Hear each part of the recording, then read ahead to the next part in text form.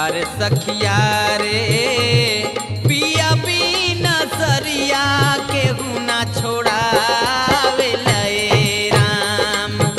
अरे सखिया रे पिया बिना सरिया केहू ना छोड़ावे लए राम। एक दाम बारी भोरी दूसरे पिया के रे चोरी। अरे सखिया रे तीसरे बिरग से देंगिया मात लिए राम।